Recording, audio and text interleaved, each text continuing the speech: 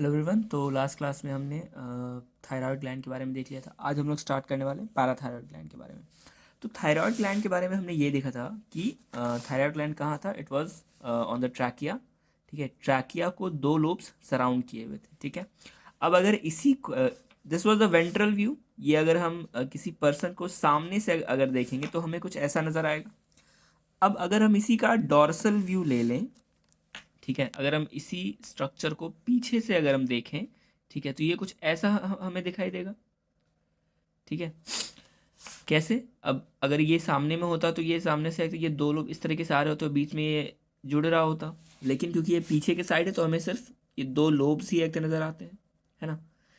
तो इन लोब्स में बेटा ये डॉर्सल साइड में एक तो प्रेजेंट होता है, और इस डॉर्सल थायराइड में चार लोब्स प्रेजेंट होते हैं, two on the each side, and these four lobes are what we call as parathyroid gland. ठीक है, अच्छा, लोकेशन हमें एक तो पता चल गया। अब बात करते हैं कि ये हार्मोन कौन सा रिलीज करता है। सो पैराथायरॉयड ग्लैंड जो है वो पीटीएच रिलीज करता है। PTH is parathyroid hormone. ठीक है, अब पैराथायरॉयड हार्मोन का काम क्या होता है? ये कैल्शियम और फास्फोरस के मेटाबॉलिज्म को एक तो रेगुलेट करता है। अगर आपको याद हो तो लास्ट क्लास में हमने ये भी पढ़ा था कि थायराइड ग्लैंड एक हार्मोन रिलीज कर रहा था, that was TCT, which was thyrocalcitonin. ठीक है, जो थायरोकैल्सिटोनिन था वो भी कैल्शियम को एक रेगुलेट कर रहा था। यहाँ पे पैराथायरॉयड जो है वो भी कैल्शियम को रेगुलेट कर रहा है। तो अब दोनों में एक डिफरेंस क्या है बेटा? पैराथायरॉयड ग्लैंड क्या करता है? It causes an hypercalcemic effect. Hypercalcemic effect का ये मतलब है बेटा कि पीटीएच जो है वो ब्लड में पीटीएच जो है वो ब्लड में कैल्शियम का लेवल बढ़ा देगा। ठीक है, पैराथायरॉयड क्या करेगा? ब्लड में कैल्शियम का लेवल बढ़ा देता था। वहीं थायराइड ग्लैंड से जो थायरोकैल्सिटोनिन निकल रहा था वो ब्लड में कैल्शियम का लेवल घटा दे रहा था। कैसे ये काम होता है? तो अगर आपको ये पता है कि बॉडी में कैल्शियम का सोर्स जो है दैट इज आवर बोन, है ना, तो अगर हमें ब्लड में कैल्शियम को कम करना है, ठीक है, तो हम क्या करेंगे कि जो भी देखते हैं ब्लड में देखते हैं जो भी कैल्शियम प्रेजेंट है, हम उसे बोन्स के ऊपर डिपॉजिट करवा देंगे, है ना, हम उसे बोन्स के ऊपर डिपॉजिट करवा देंगे। एक तो ये हो गया। अब अगर हमें ब्लड में कैल्शियम बढ़ाना है तो ब्लड में कैल्शियम बढ़ाने के कई सारे रखते हैं तरीके हो सकते हैं। एक तो ये हुआ कि जो बोन्स में जो डिपॉजिटेड कैल्शियम है आप उसको निकाल के रखते हैं, दोबारा से रखते हैं, ब्लड में कैल्शियम का लेवल बढ़ा दो। एक रीज़न ये हो जाएगा। दूसरा तरीका ये है कि किडनी में नेफ्रॉन में जब यूरिन फॉर्मेशन हो रहा था एट दैट टाइम आप रीअब्जॉर्प्शन करवा दो कैल्शियम का। हमने एक रीअब्जॉर्प्शन पढ़ रखा है ना।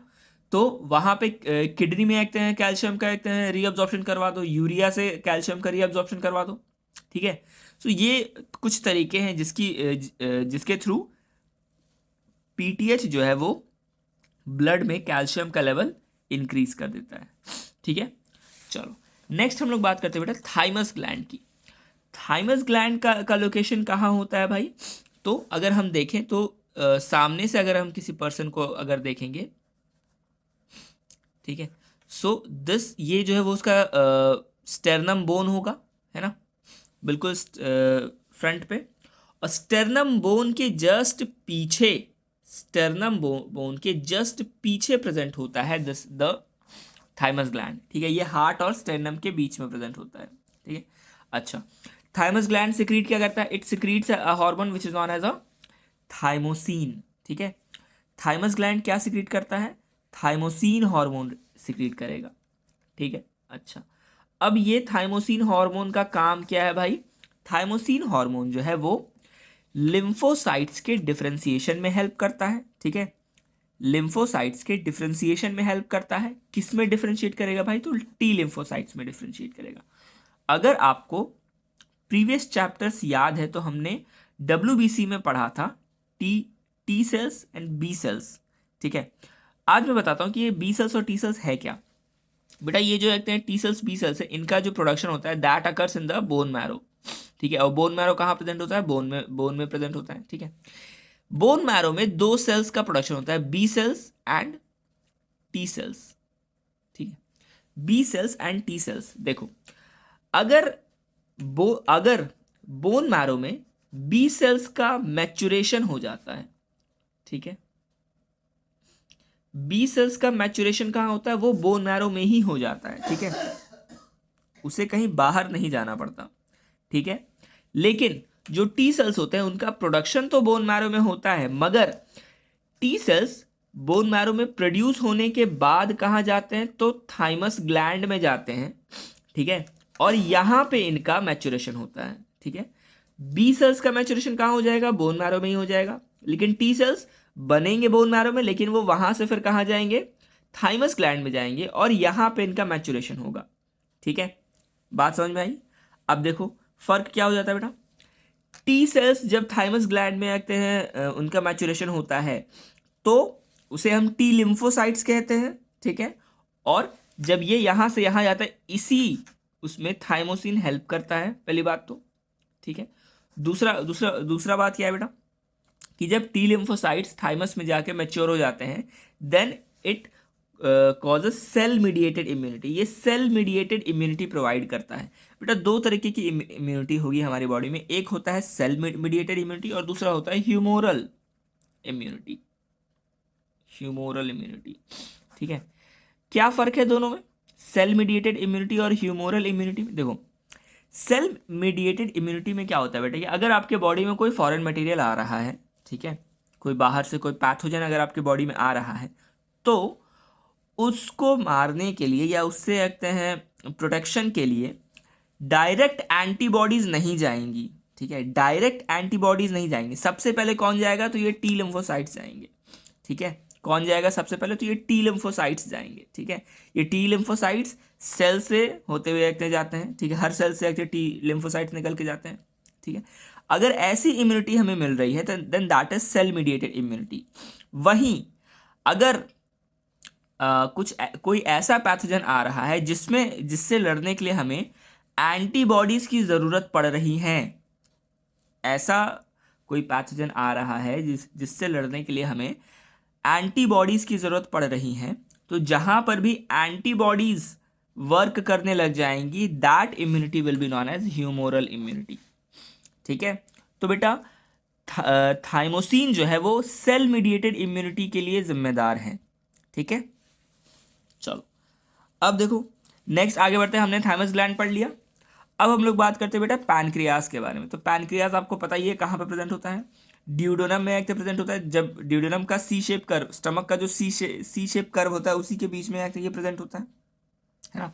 कैसा होता है, लीफ लाइक स्ट्रक्चर होता है उसका, इस तरीके से। अच्छा मैंने पहले ही बताया था pancreas is a mixed gland, ठीक है, या फिर एंडो एक्सोक्राइन ग्लैंड, या फिर इसे हेट्रोक्राइन ग्लैंड भी कहा जाता है, ठीक है। तीनों का मतलब सेम ही है। हेट्रोक्राइन ग्लैंड क्यों कहा जा रहा है भाई, क्योंकि पैनक्रियाज एक एक्सोक्राइन ग्लैंड भी है और एक एंडोक्राइन ग्लैंड भी है, ठीक है। कैसे, पैनक्रियाज में मेजॉरिटी ऑफ द सेल्स जो है वो एक्सोक्राइन है, ठीक है, और एक्सोक्राइन सेल्स क्या प्रोड्यूस करते हैं बेटा, तो एंजाइम्स या कोई और सॉल्यूशंस प्रोड्यूस करते हैं और जूसेस प्रोड्यूस करते हैं, ठीक है। और वही जो एंडोक्राइन सेल्स होते हैं वो हार्मोन्स का प्रोडक्शन करते हैं, ठीक है।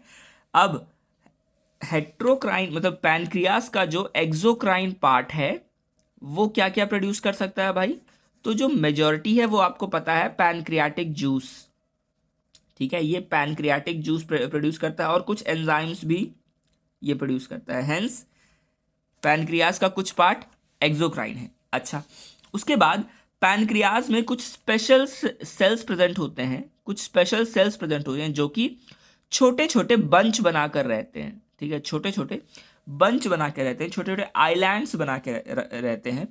इन सेल्स को कहा जाता है आइलेट्स ऑफ लैंगरहर्न्स, इन्हें आइलेट्स ऑफ लैंगरहर्न्स कहा जाता है, ठीक है। आइलेट्स का मतलब ही आइलैंड होता है, ठीक है। तो लैंगरहर्न्स एक साइंटिस्ट थे जिन्होंने इन सेल्स को आइडेंटिफाई किया था, डिस्कवर किया था, तो इनका नाम आइलेट्स ऑफ लैंगरहर्न्स रखा गया है, ठीक है। अब ये islets of Langerhans bunch of cells हैं, ठीक है। इनमें कितने 3 टाइप के सेल्स पाए जाते हैं, alpha cells, beta cells and delta sales. Alpha beta and delta है, बहुत बच्चे यहाँ पे कंफ्यूज करें, गामा लिख देते हैं, गामा मत लिखना। तीन सेल्स कौन कौन से हैं? Alpha cells, beta cells and delta sales, ठीक है। तीनों सेल्स अलग अलग हार्मोन का प्रोडक्शन करता है। कौन कौन सा? अल्फा सेल्स ग्लूकागॉन का प्रोडक्शन करता है, ठीक है, इट इज ग्लूकागॉन। वहीं बीटा सेल्स इंसुलिन का प्रोडक्शन करता है, और वहीं डेल्टा सेल्स सोमैटोस्टैटिन का प्रोडक्शन करता है। सोमैटोस्टैटिन के बारे में अगर आपको याद हो तो मैंने स्टार्टिंग में ही बताया था, सोमैटोस्टैटिन कैसा है बेटा? एक इनहिबिटरी हार्मोन है, ठीक है। चलो अब सबके बारे में हम लोग इंडिविजुअली पढ़ते हैं। सबसे पहले बात करते हैं बेटा अल्फा इंसुलिन की बात कर लेते हैं। चलो देखो, इंसुलिन को बीटा सेल्स रिलीज कर रहे हैं, ग्लूकागॉन को अल्फा सेल्स रिलीज कर रहे हैं। इन दोनों का जो कहते हैं जो फंक्शन है, इंसुलिन और ग्लूकागॉन का जो फंक्शन है वो बिल्कुल एक दूसरे के अपोजिट है, ठीक है। ये बिल्कुल ही एक दूसरे के अपोजिट है। कैसे? इंसुलिन जो है वो हाइपोग्लाइसेमिक इफेक्ट करता है, वहीं ग्लूकागॉन जो है वो हाइपरग्लाइसेमिक इफेक्ट करता है। हाइपोग्लाइसेमिक और हाइपरग्लाइसेमिक का क्या मतलब है कि अगर इंसुलिन और ग्लूकागॉन, पहली बात तो यह है कि इंसुलिन और ग्लूकागॉन दोनों ही ब्लड में शुगर के लेवल को कंट्रोल करता है, ठीक है। किसके लेवल को कंट्रोल करता है? तो शुगर के लेवल को कंट्रोल करता है। अगर इंसुलिन अगर इंसुलिन का लेवल बॉडी में कम हो जाए, अगर इंसुलिन का लेवल बॉडी में कम हो जाए तो ब्लड में शुगर का लेवल बढ़ जाएगा, ठीक है। तो हम ये कह सकते हैं कि इंसुलिन जो है वो शुगर के लेवल को मेंटेन कर रहा है और शुगर का लेवल बॉडी में ब्लड में कम करके रख रहा है ना। तो इसीलिए ये हाइपोग्लाइसेमिक इफेक्ट काउज कर रहा है, ठीक है। हाइपो का मतलब कम होता है, तो क्योंकि इंसुलिन ब्लड में शुगर का लेवल कम करके रखता है इसीलिए इसको हाइपोग्लाइसेमिक इफेक्ट कहते हैं, ठीक है। अब देखो ये कैसे काम करता है कि अगर सपोज ब्लड है, ब्लड में शुगर का लेवल बढ़ गया है, ठीक है, तो इन दैट केस इंसुलिन क्या करेगा कि ब्लड से इस शुगर को कहाँ ट्रांसपोर्ट कर देगा? तो भाई जितने भी देखते हैं सेल्स हैं, सेल्स में ये इसको स्टोर करवाएगा, ठीक है। इस शुगर को सेल्स में स्टोर करवाएगा, ठीक है। किस फॉर्म में? ग्लाइकोजन के फॉर्म में देखते हैं स्टोर करवा सकता है, ठीक है। स्टार्च के देखते हैं फॉर्म में स्टोर करवा सकता है, ठीक है। तो डिफरेंट फॉर्म्स में ये सेल्स में ये क्या करेगा? इसको स्टोर करवा देगा, ठीक है। तो उससे क्या होगा कि ब्लड में जो शुगर का लेवल है वो कम हो जाएगा। क्यों? क्योंकि वो ब्लड से निकल के सेल्स में जाकर के स्टोर हो गए हैं, ठीक है। या तो वो स्टोर हो गए हैं या तो वो वहाँ पे यूज हो रहे हैं, जो भी हो, ठीक है। तो वो ब्लड से निकल के सेल्स में एक चला जाता है। That is how insulin controls the sugar level of the blood, ठीक है। अब वहीं देखो दो कंडीशंस हो सकते हैं कि अगर इंसुलिन का सिक्रीशन कम होने लग जाए बॉडी में, अगर बॉडी में इंसुलिन का सिक्रीशन कम होने लग जाए तो एक बीमारी होती है जिसे, एक कंडीशन होता है जिसे हाइपरग्लाइसेमिया कहते हैं, ठीक है। इसमें क्या होगा कि ब्लड में शुगर का लेवल बढ़ जाएगा और इसकी वजह से जो बीमारी होती है उस बीमारी का नाम है बेटा डायबिटीज मेलिटस। जो कॉमन भाषा में कहा जाता है कि आपको शुगर की बीमारी हो गई है, आपको मधुमेह हो गया है, that is the diabetes mellitus. Diabetes mellitus में होता क्या है कि ब्लड में शुगर का लेवल बढ़ जाता है, ठीक है, वो कंट्रोल के ऊपर चला जाता है, ठीक है। तो उसके लिए इसको कंट्रोल करने के लिए कौन जिम्मेदार है? तो बेटा इंसुलिन जिम्मेदार है, ठीक है। अगर आपको याद हो तो मैंने डायबिटीज, एक और डायबिटीज पढ़ाया था किडनी वाले चैप्टर में। वो जो डायबिटीज था बेटा दैट वाज डायबिटीज इंसिपिडस, ठीक है, वो था diabetes insipidus and that was because of ADH या वैसोप्रेसिन। अगर आपको याद हो, अगर बॉडी से excess amount of urine release हो रहा है, दैट केस को हम लोग डायबिटीज इंसिपिडस कह रहे थे, ठीक है। लेकिन वहीं अगर ब्लड में एक्सेस अमाउंट ऑफ शुगर हो जाए तो उसे डायबिटीज मेलिटस कहा जाएगा, ठीक है। चलो, और वहीं अगर बॉडी में इंसुलिन का सिक्रीशन ज़्यादा हो जाए, हाइपर सिक्रीशन हो जाए, ठीक है, तो उससे एक कंडीशन होती है जिसे इंसुलिन शॉक कहा जाता है। और उसमें क्या होगा कि बॉडी में शुगर का लेवल अचानक से कम हो जाएगा, ठीक है, शुगर का लेवल अचानक से बहुत कम हो जाएगा। और ये कंडीशन जहाँ पे शुगर बहुत कम हो जाता है that is more dangerous than diabetes mellitus. क्यों?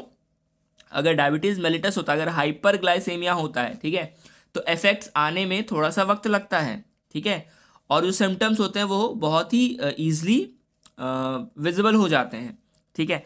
लेकिन जब इंसुलिन शॉक होता है तो जो रिएक्शन टाइम होता है बहुत कम होता है, इंसान अचानक से अनकॉन्शियस हो जाता है, अचानक से वो बेहोश हो जाता है, और हो सकता है कि वो अगर ये हाइपर सिक्रेशन को जल्दी ट्रीट नहीं किया गया तो हो सकता है कि वो इंसान या तो कोमा में चला जाए या तो उनकी डेथ हो जाए। तो coma and death is possible in hyper secretion या फिर इंसुलिन शॉक। वहीं डायबिटीज मेलिटस से कोमा या डेथ में जाना कंपेरेटिवली थोड़ा सा लेस पॉसिबल है, ठीक है। लोग कंट्रोल कर लेते हैं, लेकिन इंसुलिन शॉक को कंट्रोल करना मुश्किल होता है, ठीक है।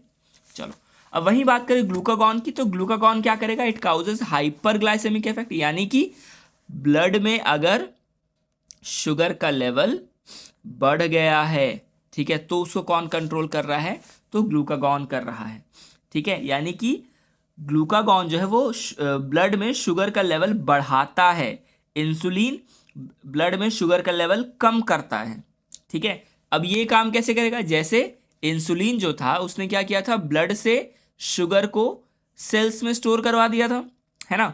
अब ये क्या करेगा, ग्लूकागॉन क्या करेगा, जो सेल्स या टिश्यू में ये जो शुगर स्टोर हुआ था उस शुगर को तोड़ेगा, ठीक है। It will cause the cell to break down this stored form of sugar, और इस स्टोर्ड फॉर्म ऑफ शुगर को दोबारा से ब्लड में ये लेके आएगा, ठीक है। आई बात समझ में। Hence it causes hyperglycaemic effect. और जो इफेक्ट इंसुलिन के कम या ज़्यादा होने से जो बीमारियां हो रही थी, ग्लूकागॉन के कम या ज़्यादा होने से भी एग्जैक्ट वही बीमारियां होगी, जस्ट उल्टा हो जाएगा। जब इंसुलिन में हाइपर सिक्रेशन हो रहा था तो then it causes insulin shock. वहीं अगर ग्लूकागॉन का ज़्यादा सिक्रेशन होने लग जाएगा, अगर ग्लूकागॉन का सिक्रेशन ज़्यादा होने लग जाएगा तो ब्लड में शुगर का लेवल बढ़ जाएगा, hence it will cause diabetes. और वहीं अगर ग्लूकागॉन का हाइपो सिक्रेशन होने लग जाएगा, कम सिक्रेशन होने लग जाएगा, तो ब्लड में शुगर का लेवल कम हो जाएगा and hence it will cause insulin shock, ठीक है। तो चलो अभी इसी के साथ हमारा पैनक्रियाज भी खत्म होता है। आगे बढ़ते हैं। Our next gland is the adrenal gland. Adrenal gland कहाँ पे प्रेजेंट होता है बेटा, तो किडनी, जो हमारा किडनी है उनके दोनों ऊपर साइड में एक तो प्रेजेंट होता है, ठीक है, किडनी के टॉप पे प्रेजेंट होता है, ठीक है। अब देखो, जैसा मैंने पहले ही बताया था कि एड्रीनल ग्लैंड के दो पार्ट हैं, ठीक है, ठीक है। कौन कौन से, centre part is the medulla, ठीक है, और जो पेरिफेरल पार्ट है that is known as the cortex, ठीक है। जो सेंट्रल पार्ट है दैट इज द मेडुला और जो पेरिफेरल पार्ट है दैट इज कॉर्टेक्स। कॉर्टेक्स और मेडुला अलग अलग हॉर्मोन्स का सिक्रेशन करते हैं, ठीक है। कैसे करते हैं, मतलब कौन कौन से करते हैं, चलो देखते हैं। कॉर्टेक्स जिस हार्मोन को सिक्रीट करता है, ठीक है, उन्हें कॉर्टिकॉइड्स कहा जाता है, ठीक है। कॉर्टेक्स जिन हार्मोन्स का सिक्रेशन करेगा उन हार्मोन्स को कॉर्टिकॉइड्स कहा जाता है। अब कॉर्टिकॉइड्स भी तीन तरीके के हैं, वो हम आगे अभी पढ़ेंगे, ठीक है। बट फिलहाल कितना याद रखो कि जो हार्मोन कॉर्टेक्स एरिया से रिलीज होगा उन्हें कॉर्टिकॉइड्स कहेंगे। वहीं वैसे हार्मोन्स जो कि मेडुलरी रीजन से एक रिलीज हो रहे हैं एड्रेनल ग्लैंड्स के, उन्हें कैटकोलामाइंस कहा जाता है, उन्हें कैटकोलामाइंस या केटकोलामाइंस कहा जाता है, और या फिर इमरजेंसी हार्मोन्स के नाम से भी हम उन्हें जानते हैं, ठीक है। तो इमरजेंसी हार्मोन्स दो ही हैं, अगर आपको याद हो, हमने नर्वस सिस्टम में भी पढ़ा था, कौन कौन सा, adrenaline and nor adrenaline. Adrenaline को ही एपिनेफ्रिन भी कहा जाता है और नॉर एड्रेनलिन को ही नॉर एपिनेफ्रिन भी कहा जाता है, ठीक है।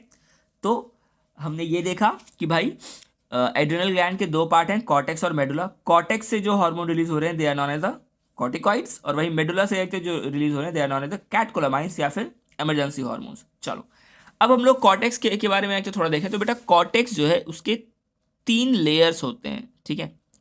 कॉर्टेक्स के 3 लेयर होते हैं, तीनों लेयर का नाम अलग अलग है और तीनों लेयर से अलग अलग टाइप के हार्मोन्स का रिलीज होता है। कैसे देखते हैं। कॉर्टेक्स का जो पहला लेयर है बेटा that is known as the zona glomerulosa, ठीक है। कॉर्टेक्स का जो एक लेयर है that is known as the zona glomerulosa, ठीक है। और जोना ग्लोमेरुलोसा से जो हार्मोन्स रिलीज होते हैं उन्हें मिनरलोकॉर्टिकॉइड्स कहा जाता है। क्या कहा जाता है, मिनरलोकॉर्टिकॉइड्स का क्या मतलब है? सिंपली इसका ये मतलब है कि ये जो हॉर्मोन्स हैं वो मिनरल डेरिवेटिव से बने हैं, यानी कि मिनरल्स को डिराइव करके इन्हें बनाया गया है, ठीक है। That is why they are known as the mineralocorticoids. जो one of the best example of mineralocorticoids is the aldosterone. Aldosterone हमने एक और जगह पढ़ रखा है, अगर आपको याद हो तो एल्डोस्टेरॉन हमने हमने कहाँ पढ़ा था? हमने पढ़ा था रास सिस्टम में, रेनिन एंजियोटेंसिन सिस्टम, अगर आपको याद हो तो एल्डोस्टेरॉन किस में हेल्प कर रहा था? तो it was helping in regulation of the BP, blood pressure को रेगुलेट करने में हेल्प कर रहा था, है ना। चलो, and the next, our next is zona fasciculata. पहला था जोना ग्लोमेरुलोसा, दूसरा लेयर है जोना फैसिकुलेटा। जोना फैसिकुलेटा जो हॉर्मोन्स रिलीज करते हैं उन्हें ग्लूकोकॉर्टिकॉइड्स कहा जाता है। क्या कहा जाता है? ग्लूकोकॉर्टिकॉइड्स। ग्लूकोकॉर्टिकॉइड्स का क्या मतलब है भाई? कि वो किससे आते हैं? Derive, these are the derivatives of the carbohydrate, ठीक है। ये कार्बोहाइड्रेट डेरिवेटिव्स होते हैं, ठीक है। इन्हीं को, इनका जो एग्जाम्पल है बेटा, that is the cortisol. Cortisol hormone जो है that is that example of glucocorticoids, ठीक है। और कॉर्टिजोल किस में हेल्प करता है? It helps in stress regulation, ठीक है। हमें किसी भी चीज़ का एक स्ट्रेस हो सकता है, ठीक है। तो उस स्ट्रेस को रेगुलेट करने में कौन हेल्प कर रहा है? तो कॉर्टिजोल कर रहा है। अब कैसे कैसे कर सकता है भाई? तो देखो, अगर स्ट्रेस है ना, तो आप ऑलरेडी परेशान हो, आपकी बॉडी ऑलरेडी परेशान है। In that case body extra energy का प्रोडक्शन करती है कि even though if you are in a stress, तो आपको अगर कोई काम करने दिया जाए तो एटलीस्ट आपकी बॉडी काम कर सके, ठीक है।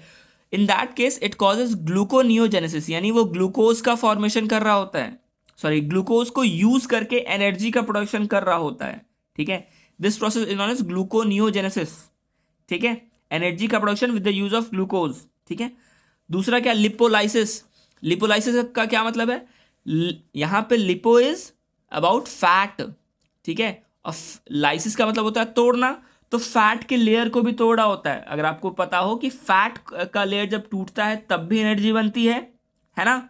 And second one is the proteolysis, protein का भी एक ब्रेक डाउन करता है, ठीक है। तो ड्यूरिंग स्ट्रेस ये कुछ 2-3 प्रोसेसेस हैं जो कि ग्लूकोकॉर्टिकॉइड्स या कॉर्टिजोल के रिलीज से होता है, which leads to the production of energy in our body, ठीक है। और स्ट्रेस के टाइम पे एनर्जी बहुत ज़रूरी है, अदरवाइज आप कोई काम कर ही नहीं पाओगे, ठीक है। इवन दो आपको कितना भी स्ट्रेस क्यों ना हो रहा हो, you will have to do the work, ठीक है। चलो, and the next is our zona reticularis. Zona reticularis secretes sex corticoids, ठीक है। सेक्स कॉर्टिकॉइड्स क्या है बेटा? Sex corticoids are testosterone like compounds. Testosterone नहीं है, टेस्टोस्टेरॉन लाइक कंपाउंड्स है बेटा, ठीक है। अब देखो, अगर सेक्स कॉर्टिकॉइड मेल्स में ज़्यादा सिक्रीट हो जाएं, अगर सेक्स कॉर्टिकॉइड्स मेल्स में ज़्यादा रिलीज हो जाएं, it causes a condition which is known as the gynaecomastia. Gynaecomastia का क्या मतलब बेटा? इन गायनिकोमैस्टिया मेल में फेमिनिन कैरेक्टर्स डेवलप होने लग जाते हैं, ठीक है। मेल में फेमिनिन कैरेक्टर्स डेवलप होने लग जाते हैं, ठीक है। कैसे? सच एज गायनेकोमैस्टिया का बेसिक मतलब ये है बेटा, एक्चुअल मीनिंग ये है कि डेवलपमेंट ऑफ ब्रेस्ट, ठीक है। मेल में एनलार्जमेंट ऑफ ब्रेस्ट होने लग जाता है, ठीक है, which is a feminine character. Masculine character is masculine, जो मैस्कुलिन कैरेक्टर है उसमें उसमें ब्रेस्ट का डेवलपमेंट नहीं है, ठीक है। लेकिन because of the extra release of the sex corticoids from the zona reticularis in males it causes gynaecomastia which is development of female characteristics. उसमें से मेजर डेवलपमेंट है that is the development of breast, ठीक है। उसके साथ change in voice और ये सब भी होता है, ठीक है। और वहीं फीमेल में अगर सेक्स कॉर्टिकॉइड ज़्यादा रिलीज होने लग जाए, it causes adrenal virilism. Adrenal virilism क्या है? It is the development of masculine character in the females, ठीक है। ये था मेल्स के लिए। Gynaecomastia was for the male and adrenal virilism is for the females. इनमें क्या है कि फीमेल में थोड़ा सा मैस्कुलिन कैरेक्टर डेवलपमेंट होने लग जाएगा, सच एज भारी आवाज़ हो जाना, ठीक है, फेशियल हेयर, ठीक है, फेशियल हेयर का कहते हैं ग्रोथ होना, ठीक है, so these are the examples of adrenal virilism. ठीक है, चलो ये हो गया। अब हम लोग बात करते हैं, यहाँ तक था it was all about the cortex. ठीक है, कि कॉर्टेक्स से कौन कौन से हार्मोन रिलीज हो रहे हैं। अब हम लोग बात करते हैं बेटा मेडुलरी रीजन से। मेडुलरी रीजन से जो हार्मोन रिलीज होते हैं हम उन्हें इमरजेंसी हार्मोन कहते हैं। ठीक है, क्यों इमरजेंसी हार्मोन होते हैं बेटा? इन्हें 3Fs हार्मोन भी कहा था। क्यों ऐसा कहा था? Because these hormones releases in 3 special conditions. ठीक है, 3 स्पेशल कंडीशंस में ही रिलीज होते हैं। कौन कौन से? 3Fs का क्या मतलब है? फाइट, फ्लाइट और फ्राइट। आप इसे फ्राइट भी कह सकते हो, आप इसे फियर भी कह सकते हो। ठीक है, 3 जब इमरजेंसी कंडीशंस आती हैं, ऐसी कंडीशंस जिसमें या तो आपको फाइट करना पड़े, लड़ना पड़े, दूसरा फ्लाइट करना पड़े, भागना पड़े, या फिर तीसरा जब आपको बहुत ज़्यादा डर लगे। ठीक है, इन 3 इमरजेंसी कंडीशंस में 2 हार्मोन्स निकल रहे होते हैं। कौन कौन से भाई? तो एड्रेनलिन एंड नॉर एड्रेनलिन। ये करता क्या है? It prepares us for the particular situation. ठीक है, जैसे कि अगर हमें फाइट करना है या फ्लाइट करना है, ठीक है, तो इन दैट केस जो हमारा हार्ट रेट जो है, हमारा हार्ट रेट जो है वो इसको बढ़ा देगा। ठीक है, ताकि ज़्यादा से ज़्यादा ब्लड पंप हो, है ना, ज़्यादा से ज़्यादा ब्लड पंप हो और मसल्स को ज़्यादा से ज़्यादा ऑक्सीजन मिल सके और वो ज़्यादा से ज़्यादा काम कर सकें। ठीक है, दूसरा क्या? डाइजेशन को रोक देगा। ठीक है, डाइजेशन को ये रोक देगा, क्योंकि उस टाइम पे कहीं भी और एक्स्ट्रा एनर्जी खर्च ना हो, और जो काम या तो हमें फाइट या फ्लाइट करनी है तो जो एनर्जी है वो वहीं पे लगे, वो उसी मसल्स में जाए और किसी और भी काम में वो यूज ना हो, एनर्जी यूज ना हो। ठीक है, और क्या हो सकता है भाई? ब्रीदिंग रेट को बढ़ा देगा।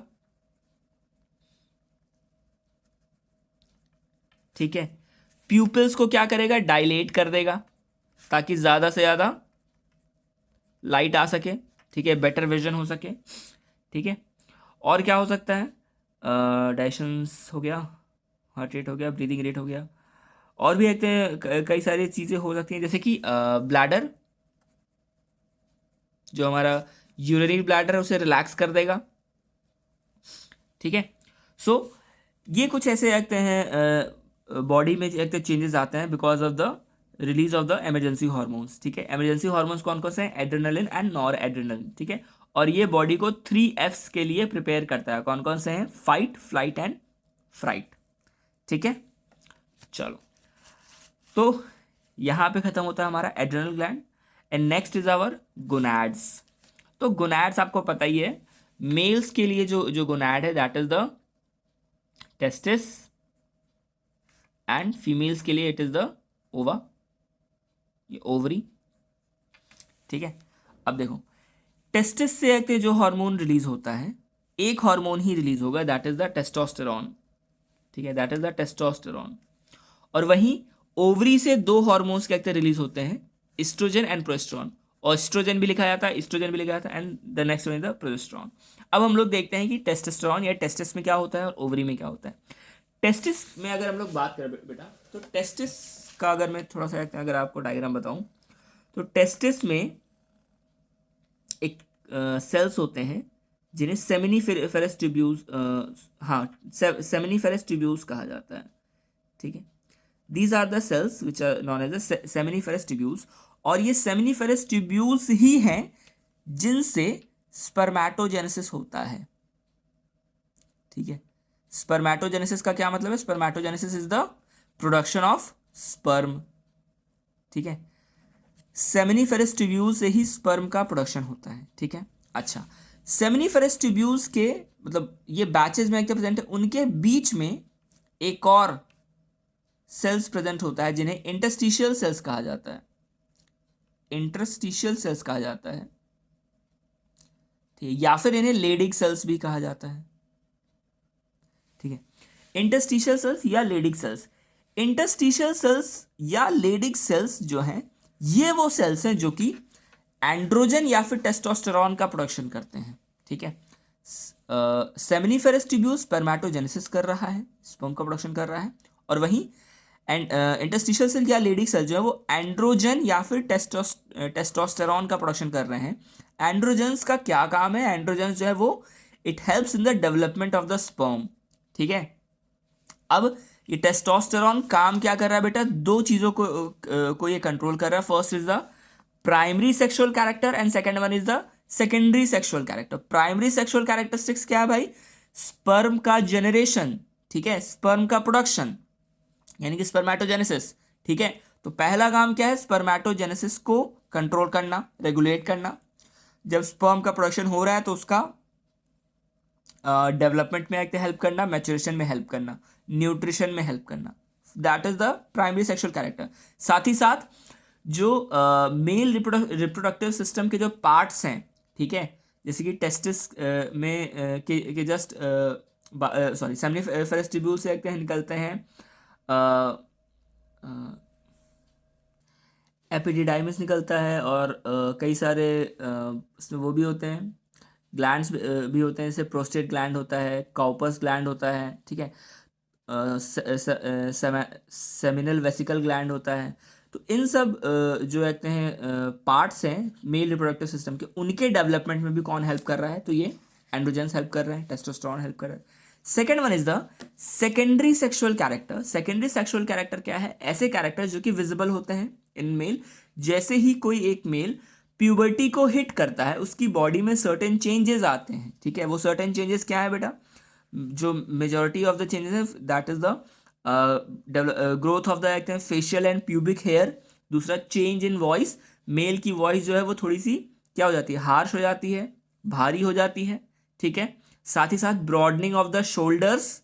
ठीक है, so these are the male secondary sexual characters. ठीक है, उनके डेवलपमेंट में भी ये टेस्टोस्टेरोन हेल्प कर रहा है। ठीक है, वहीं ओवरी की अगर हम लोग बात करें बेटा, तो ओवरी में दो हार्मोन क्या रिलीज हो रहे हैं। First is the oestrogen, oestrogen या फिर प्रोजेस्टेरोन। अब देखो ओवरी में क्या होता है, suppose this is the ovary.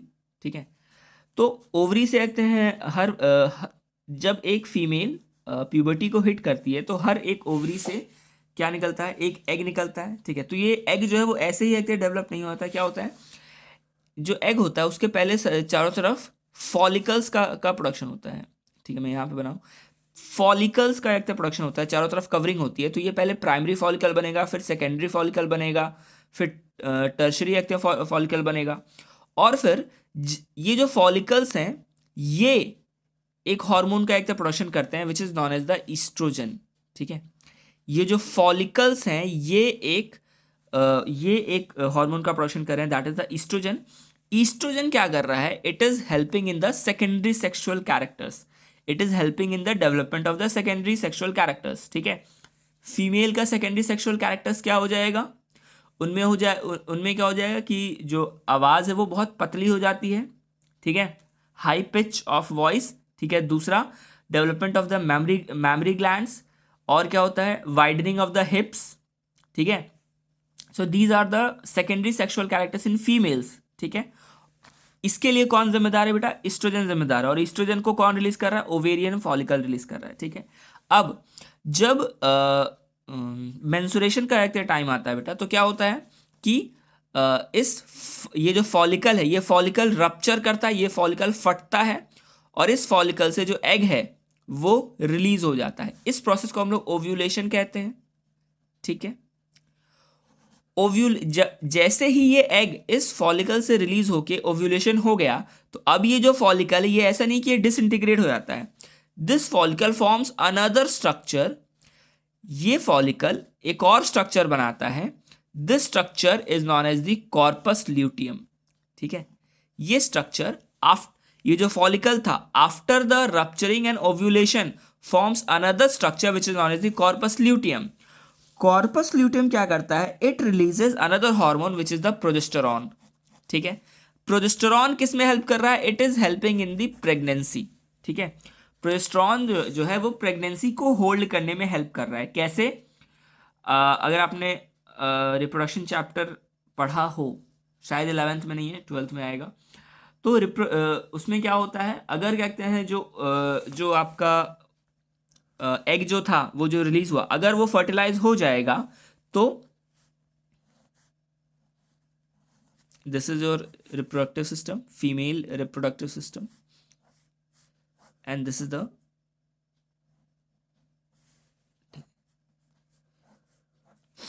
Uterus, ठीक है। तो यूटेरस की लाइनिंग में वो एग आके क्या करता है, इंस्टॉल हो जाता है, अटैच हो जाता है। तो इस यूटेरस की लाइनिंग को मेंटेन करने के लिए कौन हेल्प कर रहा है भाई, तो प्रोजेस्टेरॉन हेल्प करता है। और भी बहुत सारे काम है, ठीक है, बट अगर मेजोरिटी मतलब इन जनरल बोला जाए तो प्रोजेस्टेरॉन का काम जो है, it helps in the maintaining of the pregnancy, ठीक है। चलो, इसी के साथ गोनैड्स भी एक तक खत्म होते हैं। तो जो हमारे मेजर ग्लैंड्स हैं, हमने उनके बारे में एक तक पढ़ लिया है, ठीक है। अब ग्लैंड्स के साथ साथ बॉडी में कुछ ऐसे ऑर्गन्स भी हैं जहां से भी हार्मोन्स का रिलीज होता है बेटा। They are not actually endocrine glands, but वहां से भी हार्मोन्स का रिलीज हो रहा है। कौन कौन से हैं अगर हम देखें तो, अगर आपको याद हो तो हार्ट वाले चैप्टर में हमने पढ़ा था एंटी नाइट्रियूरेटिक फैक्टर। ये हार्ट के वॉल्स से रिलीज होता है बेटा। ANF get release from the walls of the heart. और अगर आपको याद हो तो ये किस में हेल्प कर रहा था, ANF हेल्प करता है किसमें, ब्लड प्रेशर को कंट्रोल करने में, ब्लड प्रेशर को कम करने में, ठीक है, ठीक है। ये क्या कर रहा था अगर आपको याद हो तो, ANF जो था, it was keeping a check on the RAAS mechanism, ठीक है। ये रास मैकेनिज्म के ऊपर चेक रख रहा था, ठीक है। रास मैकेनिज्म में क्या हो रहा था कि जो ब्लड वेसल्स जो थे वो उन्हें कॉन्स्ट्रिक्ट कर दे रहा था, and hence it was leading to the increasing of the blood pressure. वहीं ANF it was acting as a vasodilator, ठीक है। ये क्या कर रहा था, जो ब्लड हैं, जो ब्लड वेसल्स हैं, उनको डायलेट कर रहा था, and hence the blood pressure was reducing and getting back to the normal, ठीक है। तो that was anti natriuretic factor. फिर हम लोग बात करते हैं बेटा जीरी cells, juxtaglomerular cells, again kidney में। Juxtaglomerular cells produces an enzyme which is known as the erythropoietin hormone, sorry hormone, enzyme नहीं, a hormone which is known as the erythropoietin hormone। Erythropoietin hormone जो है वो एक process करता है which is known as the erythropoiesis. Erythropoiesis is the process of production of RBC. RBC को produce करने के लिए जो प्रोसेस है दैट इज द एरिथ्रोपोइसिस। और वो कौन कर रहा है, जीजी सेल्स कर रहा है, किसकी हेल्प से, with the hormone known as the erythropoietin. अब देखो बात करते हैं next is the gastro intestinal tract. जो हमारा गैस्ट्रो इंटेस्टाइनल ट्रैक्ट जो है बेटा, अगर आप ने वो चैप्टर पढ़ा होगा, डाइजेशन चैप्टर पढ़ा होगा, तो ऑब्वियसली इसमें गैस्ट्रो इंटेस्टाइनल ट्रैक्ट पढ़ा ही होगा। ये कुछ और हार्मोन्स क्या रिलीज करती है, कौन कौन सा, gastrin, secretin, cholecystokinin, gastric inhibitory peptide. ये चार ऐसे हार्मोन्स हैं जिनका ये सिक्रेशन कर रही है, सबका अलग अलग काम है। गैस्ट्रिन किस में हेल्प कर रहा है, it helps in the secretion of HCl and pepsinogen. जो स्टमक में जो HCl और मतलब एसिड और बेस का जो कहते हैं बैलेंस है, वो उसको मेंटेन करने में कौन हेल्प कर रहा है, तो गैस्ट्रिन हेल्प कर रहा है, ठीक है। अगर आपको याद हो तो हमारे कहते हैं स्टमक में HCl रिलीज होता है, ठीक है। और यही HCl हमारे स्टमक को कोई नुकसान ना पहुंचाए, तो उस चीज़ को न्यूट्रलाइज करने के लिए फिर पेप्सिनोजन भी प्रेजेंट होता है, ठीक है। नेक्स्ट बात करते हैं सिक्रेटिन। सिक्रेटिन क्या करेगा, it helps in the release from the exocrine part of the pancreas. हमने ये अभी जस्ट पढ़ा था कि पैनक्रियाज दो पार्ट में होते हैं, एंडोक्राइन एंड एक्सोक्राइन। तो एक्सोक्राइन से ये क्या क्या हेल्प करता है, release of water and bicarbonate ions, ठीक है। वाटर और बाइकार्बोनेट आयंस के रिलीज में कौन हेल्प कर रहा है, सिक्रेटिन कर रहा है। नेक्स्ट बात करते हैं कोलसिस्टोकाइनिन। कोलसिस्टोकाइनिन पैनक्रियाज और गॉल ब्लैडर दोनों पे ही एक्ट करता है, और पैनक्रियाटिक एंजाइम और बाइल जूस के रिलीज में हेल्प करता है, ठीक है। वहीं GIP है, it is gastric inhibitory protein. ये इनहिबिट कर रहा है, किसको इनहिबिट कर रहा है, इन द गैस्ट्रिक सिक्रीशन, ठीक है। जितने भी गैस्ट्रिक सिक्रीशन हो रहे हैं उनको इनहिबिट करने के लिए उनको इनहिबिट करने के लिए कौन यूज में आ रहा है, तो that is the gastric inhibitory protein peptide, sorry, ठीक है। चलो, तो ये कुछ हार्मोन्स थे जो कि पर्टिकुलर एंडोक्राइन ग्लैंड से ना निकल के कहीं किसी पर्टिकुलर सेल से निकल रहे थे। ठीक है, चलो नेक्स्ट हम लोग बात करेंगे बेटा क्लासिफिकेशन ऑफ हॉर्मोन्स की। अगर हम लोग बात करें तो 4 तरीके के कहते हैं हॉर्मोन्स प्रेजेंट हैं। 4 तरीके के हॉर्मोन्स का क्या मतलब है बेटा कि ये जो हॉर्मोन्स जो हैं these are derived from certain substances. ठीक है, किन किन सब्सटेंसेस हैं सबसे पहले बात करेंगे बेटा। First is the peptide, polypeptide and protein hormones. इसका क्या मतलब है कि ये पेप्टाइड से, पॉलीपेप्टाइड से और प्रोटीन्स से ये डिराइव्ड हैं। ठीक है, यानी कि कई सारे प्रोटीन्स मिलके इनको बना रहे हैं। ठीक है, example insulin, glucagon, pituitary hormone, pituitary gland से जो भी हार्मोन निकल रहे हैं। उसी तरह हाइपोथैलेमिक हार्मोन, जो भी हाइपोथैलेमस से आते हैं जो भी हार्मोन्स निकल रहे हैं, these are the protein hormone, आप इन्हें कह सकते हैं। Next is the steroids. Steroids क्या है बेटा? स्टेरॉइड का मतलब ये नहीं है जो नॉर्मली जिम्स के लिए यूज किया जाता है, नहीं। Steroids are cholesterol derivatives. ठीक है, आपने गुड कोलेस्ट्रॉल, बैड कोलेस्ट्रॉल पढ़ा होगा ना। ठीक है, तो स्टेरॉइड्स जो है वो कोलेस्ट्रॉल से बनते हैं। ठीक है, और ऐसे हार्मोन जो कि स्टेरॉइडल हैं, कोलेस्ट्रॉल से डिराइव किए गए हैं, उन्हें स्टेरॉइड्स कहा जा रहा है। ठीक है, उनका example cortisol, testosterone, estradiol and progesterone. ठीक है, नेक्स्ट आइडोथायरोनिन। आइडो आ गया यानी कि मतलब आयोडीन है बेटा। ठीक है, तो आयोडीन के लिए जो हार्मोन्स यूज में आ रहे हैं, ऑब्वियसली थायराइड हार्मोन्स हमने पढ़ रखा है। थायराइड हार्मोन क्या कर रहा है? आयोडीन का रेगुलेशन कर रहा है ब्लड में। ठीक है, सो दैट इज आइडोथायरोनिन। ठीक है, इसी में हमने T3 एंड T4 सेल्स भी पढ़ा था। ठीक है, try iodothyronine and tetra iodothyronine. ठीक है, और फिर जो लास्ट है हमारा अमाइनो एसिड डेरिवेटिव्स, यानी ऐसे हार्मोन जो कि अमाइनो एसिड से बने हैं। ठीक है, इसका एग्जांपल है एपिनेफ्रिन। ठीक है, so these are the classification of hormones. ठीक है, अब आगे बढ़ते हैं बेटा। नेक्स्ट इज द मैकेनिज्म कि जो हमारा कहते हैं हार्मोन्स है वो कैसे एक्ट कैसे करता है, क्या उसका फंक्शनिंग का तरीका क्या है। चलिए देखिए, अब क्या होता है बेटा इसमें। पहले तो क्या होता है कि जैसे हमने पहले आके डिस्कस किया था कि हार्मोन्स जो है वो स्पेसिफिकली किसी पर्टिकुलर सेल पर ही एक्ट करते हैं। क्यों ऐसा होता है? बिकॉज हर सेल पे पर्टिकुलर हार्मोन्स के लिए रिसेप्टर्स प्रेजेंट होते हैं। ठीक है, क्या प्रेजेंट होते हैं? तो भाई रिसेप्टर्स प्रेजेंट होते हैं। क्या होता है? हार्मोन्स आएगा। ठीक है, अगर इस पर्टिकुलर हार्मोन के लिए इस सेल के सरफेस पे रिसेप्टर प्रेजेंट है तब तो वो रिसेप्टर उसको एक्सेप्ट करेगा। ठीक है, तो जब ये रिसेप्टर्स इन हार्मोन्स को एक्सेप्ट कर लेंगे तो एक वो बनेगा जिसे हम लोग हार्मोन रिसेप्टर कॉम्प्लेक्स कहेंगे। एक स्ट्रक्चर बनता है जिसे हम लोग हार्मोन रिसेप्टर कॉम्प्लेक्स कहते हैं। क्या हुआ?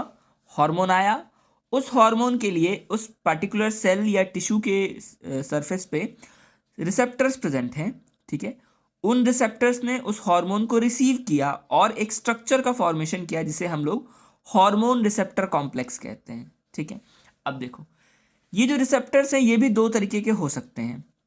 एक रिसेप्टर होता है that is known as the membrane bound receptor. ठीक है, कैसा होता है भाई? Membrane bound receptor. Membrane bound receptor का क्या मतलब है कि वो उस टिश्यू या सेल के मेम्ब्रेन पर प्रेजेंट होगा। ठीक है, कहां पे प्रेजेंट होगा? टिश्यू या मेम्ब्रेन के ऊपर प्रेजेंट होता है। अब देखो इसमें क्या होता है, ऐसे जो रिसेप्टर्स है वो प्रोटीन हार्मोन्स के लिए प्रेजेंट होते हैं। हमने अभी पढ़ा क्लासिफिकेशन में, तो उसमें हमने प्रोटीन हार्मोन पढ़ा था ना, तो उसी में प्रोटीन हार्मोन्स के लिए जो रिसेप्टर्स होते हैं वो मेम्ब्रेन बाउंड रिसेप्टर्स होते हैं। यानी कि वो कहाँ प्रेजेंट होंगे? तो सेल के मेम्ब्रेन के ऊपर प्रेजेंट होंगे। ठीक है, सरफेस के ऊपर प्रेजेंट होंगे। अब ऐसे हार्मोन के लिए क्या होता है बेटा, ऐसे रिसेप्टर्स के लिए क्या होता है कि जो हार्मोन आएगा, ठीक है, उस हार्मोन को ये रिसेप्टर रिसीव करेगा। ठीक है, लेकिन होगा क्या कि ये हार्मोन इस रिसेप्टर से रिसीव होने के बाद सेल के अंदर नहीं जाएगा। ठीक है, ये हार्मोन खुद इस सेल के अंदर नहीं जाता है। Instead it forms a secondary messenger, ये एक सेकेंडरी मैसेंजर का फॉर्मेशन करता है, ठीक है। वो सेकेंडरी मैसेंजर क्या क्या हो सकते हैं, या तो वो साइक्लिक एएमपी हो सकते हैं, या तो वो IP3 हो सकते हैं, या फिर कैल्शियम आयंस हो सकते हैं, एटसेट्रा, और भी सेकेंडरी मैसेंजर हो सकते हैं, ठीक है। तो ये क्या करेंगे, यहाँ पे मान लो ये हार्मोन यहाँ पे आया, so it will form a secondary messenger. ये सेकेंडरी मैसेंजर फर्दर अंदर जाएगा, यानी कि सेल के अंदर जाएगा, ठीक है। और फिर ये क्या करेगा, वहाँ जाके कोई भी बायोलॉजिकल चेंजेस कहते हैं, बायोकेमिकल चेंजेस लाएगा, ठीक है। उस सेल में कोई बायोलॉजिकल चेंजेस लाएगा, यानी कोई रिएक्शंस वगैरह करेंगे, ठीक है। अगर सेल में बायोकेमिकल चेंज होगा तो उस सेल का जो फिजिकल या फिजियोलॉजिकल रिस्पॉन्स भी आएगा, है ना। अगर सेल में कुछ चेंज हो रहा है तो सेल में अगर चेंज होगा तो वो एक फिजियोलॉजिकल रिस्पॉन्स भी तो देगा, है ना। सपोज कि कोई सेल है, ठीक है, वो कुछ प्रोड्यूस करता है, एक्स सब्सटेंस प्रोड्यूस करता है, ठीक है। वो एक्स सब्सटेंस तभी प्रोड्यूस करेगा जब उसमें कोई हार्मोन आएगा। तो जब ये हार्मोन आया, ठीक है, उसने रिसेप्टर के साथ क्या बनाया, हार्मोन रिसेप्टर कॉम्प्लेक्स बनाया। अब ये हार्मोन खुद अंदर नहीं जा रहा है, ये एक सेकेंडरी मैसेंजर अंदर जाएगा, ठीक है। और इस सेल में क्या करेगा, बायोकेमिकल चेंज लाएगा। उसकी वजह से ये जो सेल है ये एक फिजियोलॉजिकल रिस्पॉन्स देगा। फिजियोलॉजिकल रिस्पॉन्स में क्या दे रहा है, किसी चीज का प्रोडक्शन कर रहा है, ठीक है। कोई केमिकल है, कोई सब्सटेंस है, उस सब्सटेंस का ये प्रोडक्शन कर रहा है, ठीक है। तो बायोकेमिकल चेंज जो सेल के अंदर हुआ और उसके रिस्पॉन्स में सेल ने जो बनाया, that is the physiological response, ठीक है। तो ये होता है किसमें, प्रोटीन हार्मोन्स के मैकेनिज्म में, ठीक है। नेक्स्ट हम लोग बात करते हैं बेटा स्टेरॉइड हार्मोन्स में। तो एक रिसेप्टर हमने पढ़ा मेम्ब्रेन बाउंड रिसेप्टर, दूसरा होता है इंट्रासेलुलर रिसेप्टर। इंट्रासेलुलर रिसेप्टर क्या है बेटा, कि ये सेल के मेम्ब्रेन पे नहीं प्रेजेंट होगा, सेल के अंदर जो न्यूक्लियस है, सेल के अंदर जो न्यूक्लियस है उसके न्यूक्लियस पे प्रेजेंट होता है, ठीक है। तो क्या होगा, हार्मोन जो है कैसा हार्मोन, स्टेरॉइड हार्मोन, ठीक है। स्टेरॉइड हार्मोन आएगा, आराम से पहले तो सेल के अंदर जाएगा और न्यूक्लियस पे जो रिसेप्टर्स प्रेजेंट है उसके साथ बॉन्ड बनाएगा, ठीक है, स्ट्रक्चर बनाएगा विच is the hormone receptor complex. अब ये जो हार्मोन है ये अब इस न्यूक्लियस के अंदर जाएगा। न्यूक्लियस के अंदर क्या प्रेजेंट है भाई, उसका अपना जीनोम प्रेजेंट है, ठीक है। जीनोम का क्या मतलब है, ये हो गया आपका डीएनए, ठीक है। डीएनए क्या बनाता है, इट फॉर्म्स द जीनोम, ठीक है। अब जो ये हार्मोन है जब ये इस जीनोम से इंटरैक्ट करेगा, जब ये न्यूक्लियस के अंदर जाएगा तो ये इस जीनोम के साथ इंटरैक्ट करेगा और इस जीनोम में कुछ चेंजेस लाएगा विच इज द बायोकेमिकल चेंज, ठीक है। इस जीनोम में कुछ चेंज लाएगा और इस हार्मोन के एक्शन की वजह से इस जीनोम में जो चेंज आ रहा है उसकी वजह से जो प्रोटीन बन रहे थे अब वो कुछ अलग प्रोटीन बनेंगे, ठीक है। तो अब ये जब अलग प्रोटीन बनेगा तो हेंस हमें एक नया क्या देखने को मिलेगा, फिजियोलॉजिकल रिस्पॉन्स देखने को मिलेगा, ठीक है। So that is how the mechanism works, ठीक है। चलो, तो विद दिस आपका लास्ट चैप्टर भी खत्म होता है, ठीक है।